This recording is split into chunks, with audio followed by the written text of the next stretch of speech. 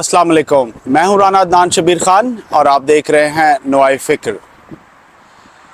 कल नदरन कैलिफोर्निया में पहला रोज़ा होगा और मेरा ख्याल है शायद पाकिस्तान में भी। तो मैं अपने तमाम व्यूअर्स को, अपने तमाम दोस्तों को, अजीज़ व अकारब को माह रमज़ान की आमद पर मुबारकबाद पेश करता हूँ।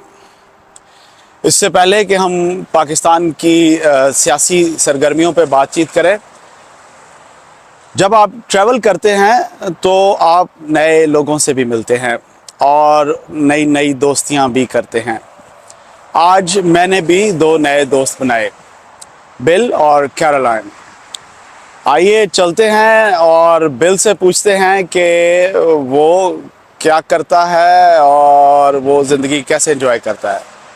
Okay ladies and gentleman, I am on I-5 South, exit 142. It's a rest area, and my friend Bill is here with me, and he's a biker. I'm gonna interview him, and we'll ask something about him and his bike, and how he is enjoying his bike. We'll ask him. Let's go to Bill. Bill, you have an audience from Pakistan. Oh, wow. India. Hello. And they love bikes. Do they? Trust me. Yeah. We have Harley Davidson in Pakistan. Right on. And people go to northern areas and mountains on bikes. So, first introduce yourself. My name's Bill. I'm originally from Alaska and moved down to Washington State about 5 years ago, and with my wife, Caroline. And we were taking a ride to Northern Cal to see my dad for his 69th birthday. Oh, well, that's nice. Yep. Okay. He has 3 of them. Okay, so I'm gonna switch the side of the camera. Okay. So just tell me the specs of your bike. Okay. And then we'll go from there. Okay. It's been chopped down and lowered so it fits me because I'm a short guy. We just love riding. I mean, we're part of a bike club called Bad Bikes. Okay. So you have been what your bike do? It's a riding club, RC club. Okay, so you guys do lots of charity stuff with your... Yeah, we do like Christmas for the needy children, families that are hurting for money, pay their bills, basically help people out. That's our goal in our club, and just have good brotherhood with your friends and stuff. Yeah. So you are going to your dad's birthday? Yeah, it's his 69th birthday. He lives right on the border of Northern California there. Which city? Which city you are going? Eagle Point. Oh, okay. It's on I-5? Yeah, it is off I. Well, you can get there 101, or you can get there a couple different ways, I think. Okay. But it's not far off this road, no. Okay. Okay. Thank you, sir. I Thank really you. appreciate your time. Awesome. And see you on this road once Yep, again. I look forward to seeing your vlog. Thank you. Thank you, sir. Thank you, ma'am. Thank you very much.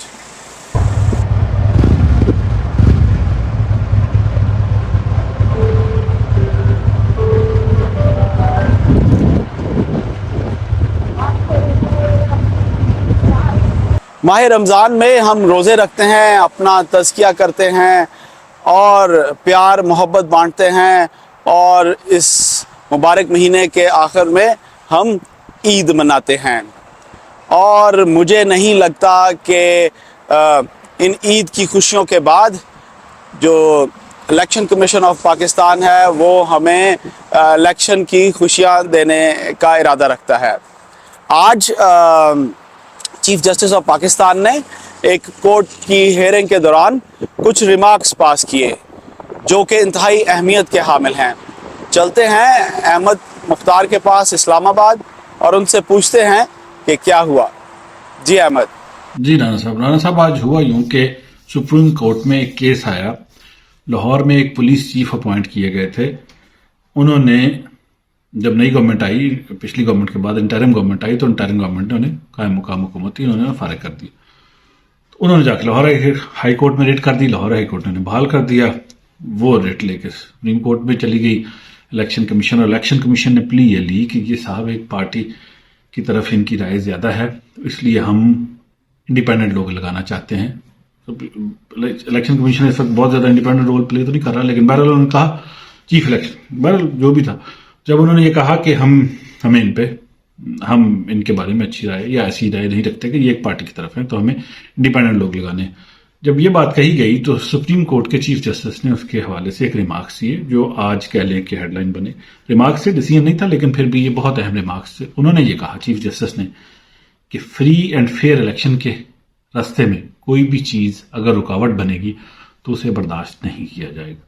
میں repeat کر دوں کہ chief justice نے یہ کہا کہ اگر free and fair election کروانے میں کوئی بھی چیز رکاوٹ بنے گی تو ہم اسے کسی صورت میں برداشت نہیں کریں گے. بڑے اہم ریمارکس ہیں اس حوالے سے، اس تناظر میں کہ ہو یہ رہا ہے کہ بڑے سیریس لوگ یہ ماننے لگے ہیں، یہ کہنے لگے ہیں کہ الیکشنوں کوئی نہیں ہونے، ٹیکنوکریٹس کی گورنمنٹ آئے گی اور یہ نظام ایسے چلتا رہے گا، کیونکہ ملک کی اقتصادی حالت ایسے نہیں ہے.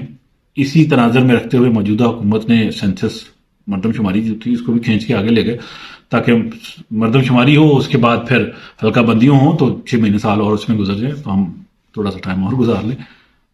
اس چیز کی اجازت نہیں ہے کانسٹیٹیوشن میں. چیف جسٹس نے یہ پہلے بھی کلیئر کر دیا اور یہ واضح بھی ہے کہ کسی حکومت کو لمبا کر کے آپ 6 مہینے سال آگے لے جائیں، یہ ممکن نہیں ہے. 2 مہینے ویسے ان کے رہ گئے. تو اس لیے اس تناظر میں جب چیف جسٹس کے ریمارکس آئے تو بہت واضح ہو گیا کہ سپریم کورٹ اب الیکشن کے راستے میں کوئی بھی چیز آئے گی تو اس کو اٹھا کے پرے پھینک دے گی. تو یہ بہت اہم ریمارکس ہے چیف جسٹس کے کہ فری اینڈ فیئر الیکشن، جبکہ 2 صوبوں میں الیکشن اناؤنس ہو چکا ہے، حلقہ بندیاں باقی چیزوں کی طرف جایا جا رہا ہے، اور لاہور میں دفعہ 144 لگائی گئی ہے. الیکشن کے راستے میں ایک اور رکاوٹ انٹرم گورنمنٹ لا رہی ہے. بہرحال جو بھی ہے سچویشن، تو اس سارے تناظر میں چیف جسٹس کے ریمارکس بہت اہم ہیں کہ الیکشن کے راستے میں کوئی چیز اور شفاف الیکشن کے راستے میں کوئی رکاوٹ برداشت نہیں کی جائے. جی رانا صاحب، خان صاحب کی لائف کو تھریٹ ہے، انہیں اپنا خیال رکھنا چاہیے، لیکن میں ان سے یہ بھی ریکویسٹ کروں گا کہ اپنے کچھ پروفیشنلز ہائر کریں جو ان کو صحیح طریقے سے سیکیورٹی پرووائڈ کر سکیں. خان صاحب نے آج اسی سیکیورٹی کو لے کر کچھ بات چیت کی. احمد کے پاس چلتے ہیں اور ان سے پوچھتے ہیں کہ کیا بات چیت کی انہوں نے. جی احمد. رانا صاحب، وہ بابر بادشاہ تھا تو وہ اس کا بیٹا ہمایوں تھا، وہ بیمار ہو گیا. تو وہ ایک بزرگ تھے سلیم چشتی صاحب، ان کے پاس گیا اور ان سے جا کے کہا کہ بیٹا ٹھیک نہیں ہو رہا تو کیا کروں. تو بزرگوں نے کہا کہ اس کے لیے تو تمہیں اپنی زندگی کی سب سے قیمتی چیز قربان کرنی پڑے گی، پھر ہی بیٹا ٹھیک ہوگا. تو بابر نے کہا وہ تو میری جان ہی ہے. تو انہوں نے کہا ٹھیک ہے. کچھ پڑھنے کو دیا انہوں نے. بابر نے ہمایوں کے ارد گرد 7 چکر لگائے. 7 دنوں میں بیٹا تندرست ہوتا گیا، باپ بیمار ہوتا گیا. 7ویں دن باپ کی ڈیتھ ہو گئی، ہمایوں کھڑا ہو گیا. رانا صاحب، ہر بندے کو اپنی جان پیاری ہوتی ہے. خان صاحب نے آج اپنے ورکر سے ایڈریس کیا. میں یہ واقعہ اس لیے سنایا بابر والا اور اس میں انہوں نے کہا کہ اچھا، ایک دفعہ خان صاحب انڈیا کے ایک ٹی وی کو انٹرویو دے رہے تھے تو اس میں یہ بھی بات آئی اور جو میزبان تھا اس نے کہا کہ ہم نے آپ کا ذائچہ نکلوایا، اس میں آپ پہ قاتلانہ حملے ہوں گے، جان کو خطرہ ہوگا. تو خان صاحب جو کور کر کے جا رہے ہیں اس کے تناظر میں آج اپنے ورکرز کو خطاب کرتے ہوئے نے کہا کہ ان کا خدشہ ہے کہ ان کے زمان پارک کے اوپر ایک اور تلاشی کے حوالے سے ایک اور اٹیک کیا جائے گا اور اس میں اگین ان کی جان کو نشانہ بنایا جائے گا، ان کو ختم کرنے کی کوشش کی جائے گی. اور انہوں نے کہا جو مرتضیٰ بھٹو صاحب کی جیسے شہادت فوتگی ہوئی تھی، جو بھی کہہ لیں فوت ہو گئے، بھٹو صاحب کے بیٹے تھے، بینظیر بھٹو کے بھائی تھے بڑے، ان کی جس طریقے سے فوتگی ہوئی تھی اس طریقے سے ان خان صاحب پہ بھی اٹیک کیا جائے گا. تو خان صاحب اس حوالے سے کافی کنسرنڈ ہیں اپنی حفاظت کے حوالے سے. کل بھی لوگوں نے ان کو بڑا مذاق اڑایا کہ وہ کیسے حفاظت میں جان بڑا ڈر رہے ہیں یہ وہ، لیکن ان کو سنائپر شاٹ کا خطرہ تھا کہ ہو بھی سکتا ہے اٹیک ان کے اوپر. تو اس حوالے سے آج انہوں نے وضاحت کی کہ جان سب کو پیاری ہے، بابر کو بھی تھی، بابر نے اپنے بیٹے کے لیے جان دی. تو بہرحال خان صاحب نے یہ وضاحت آج کی، اپنے ورکرز کو یہ بتایا کہ ان کے اوپر ایک دوسرے اٹیک کا بھی خطرہ ہے اور وہ اس بہانے سے کیا جائے گا کہ ان کے گھر میں تلاشی لینے کی پولیس آئی، پکڑا تکڑی میں فائر ہو گیا. تو یہ خان صاحب نے آج جو ہے وضاحت کی جو کہ اہم تھی. سیاسی طور پہ خان صاحب نے واضح کیا کہ وہ کیوں اتنے حفاظتی اقدامات لے.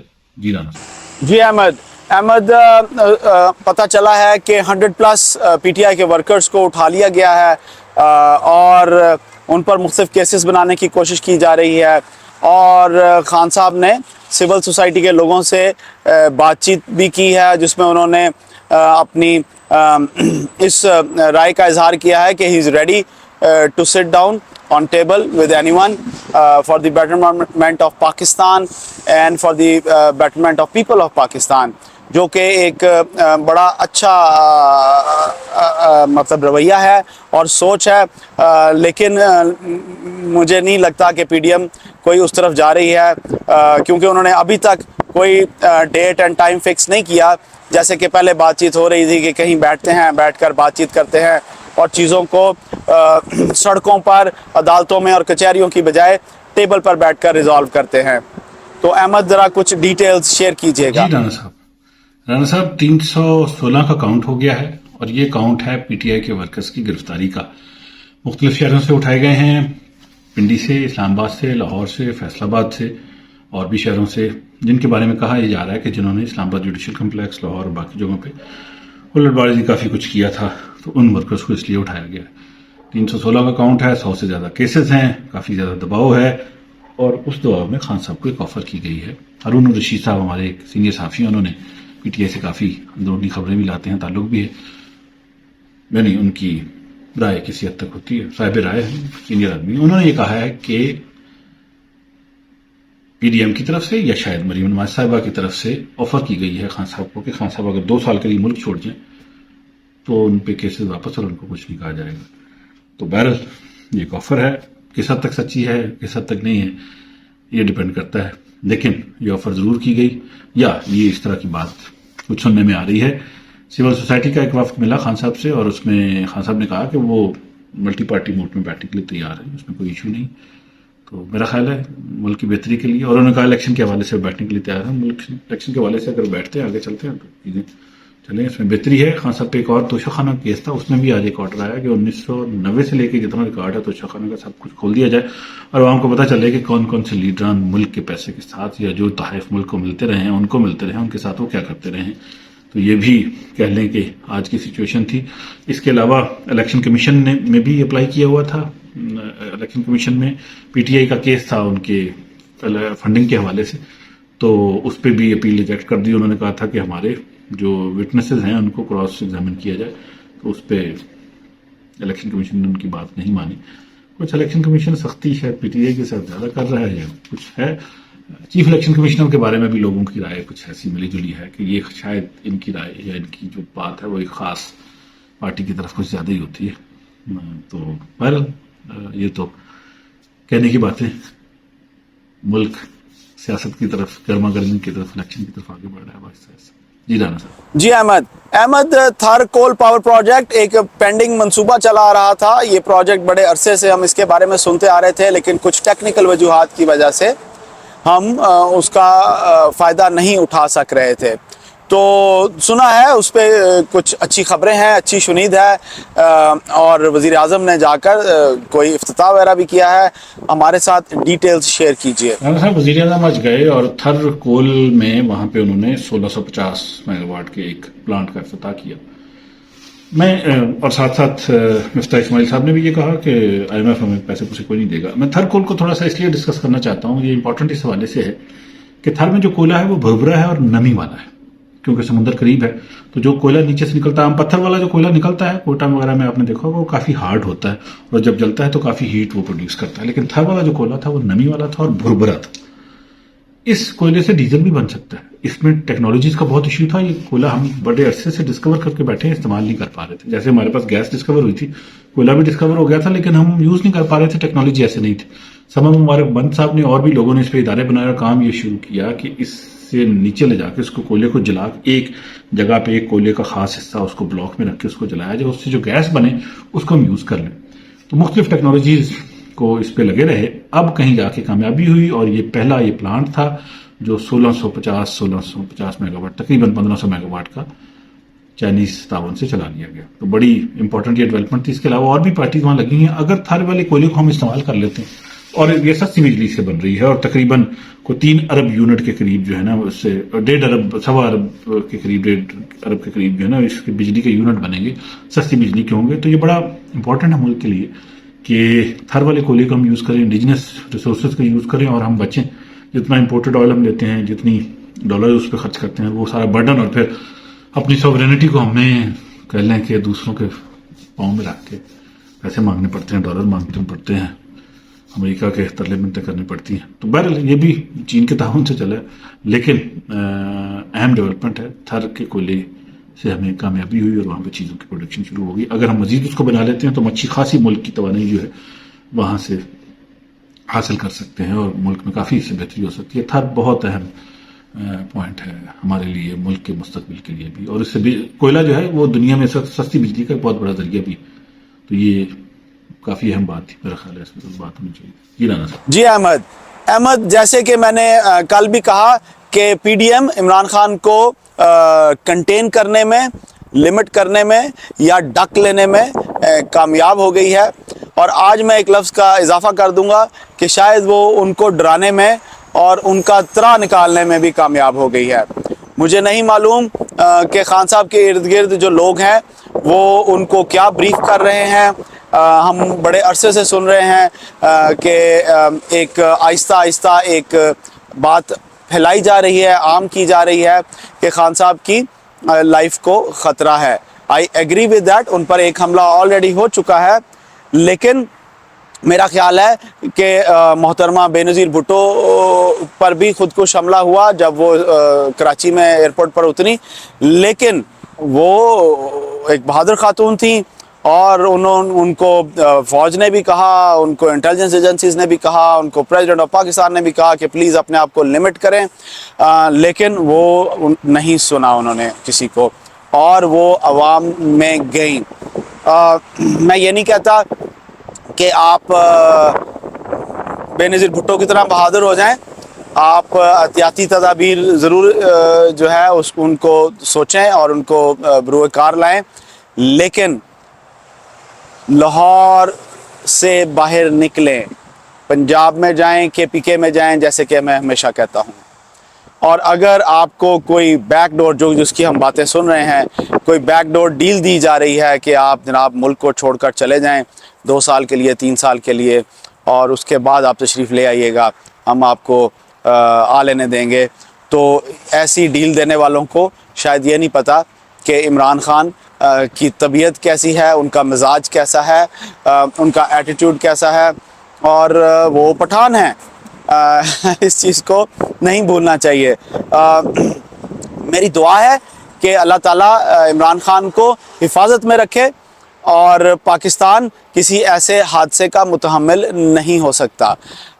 और मेरी दुआ है कि इलेक्शन कमीशन ने जो वादा किया है इलेक्शन करवाने का, वो उस वादे को पूरा करें और हीले बहाने से काम ना लें, क्योंकि ये पाकिस्तान के लिए, पाकिस्तान की आवाम के लिए, पाकिस्तान की इकॉनमी के लिए, पाकिस्तान की सिक्योरिटी के लिए ये नीड ऑफ द टाइम है। मैं आपसे इजाज़त लूँगा प्रोफेसर इशफाक की इस दुआ के साथ। अल्लाह आपको आसानियाँ नसीब फरमाए और आसानियाँ तकसीम करना नसीब फरमाए। अस्सलाम वालेकुम।